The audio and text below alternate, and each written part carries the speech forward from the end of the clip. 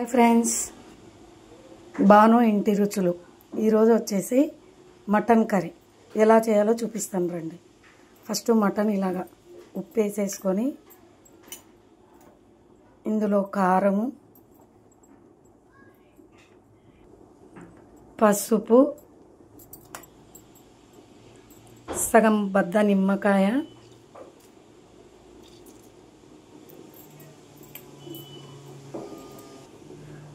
Next వచ్చేసి ఒక spoon oil.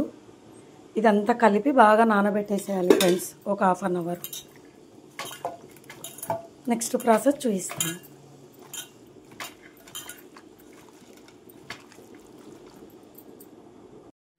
Friends, ఇప్పుడు వచ్చేసి మిక్సీ వేసేసుకుందాము.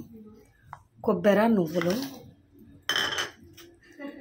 జీడిపప్పు, గసగసాల ఇవి బాగా మెత్తగా మిక్సీకి వేసేసుకుందాం. ఫ్రెండ్స్, 2 స్పూన్స్ ఆయిల్,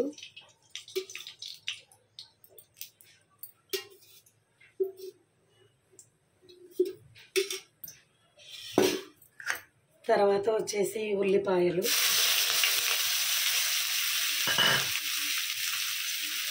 మిర్చి,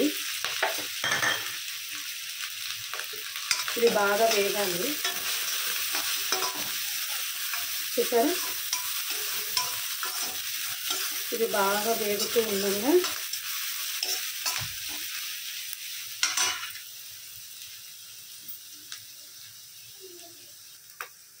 చూసారా ఫ్రెండ్స్, ఇందులోనే అల్లం కొత్తిమీర, అల్లము, ఎల్లిపాయ మిక్సీకి వేసాను నేను.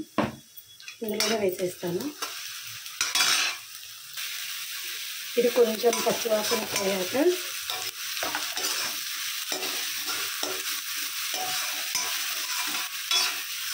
చూసారా, ఇందులో టమాటా,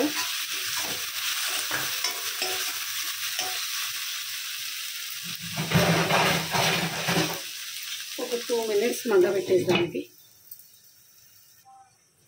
ఇప్పుడు చూద్దాం రండి ఫ్రెండ్స్. ఇలా బాగా మగ్గిపోయాక ఇందులో మటన్ మొత్తం మ్యాగ్నేట్ చేసి పెట్టాను కదా ఇందాకే,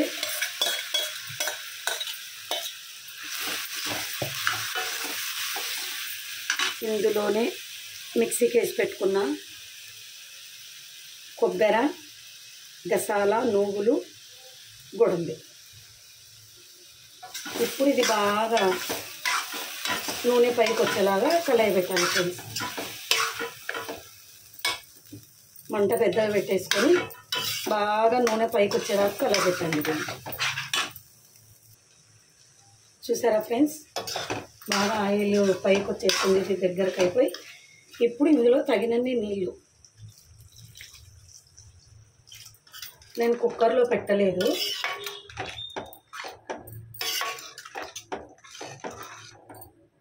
చూసారా, బాగా ముక్క ఉడకాలి కదా, నీళ్ళు మాత్రం పడుతుంది.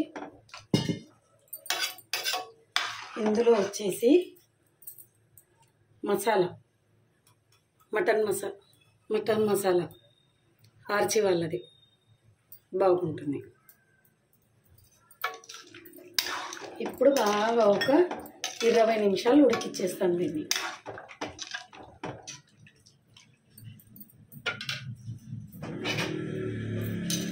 మూత పెట్టేసి ఒక 20 నిమిషాలు ఉడికిచ్చేస్తాను.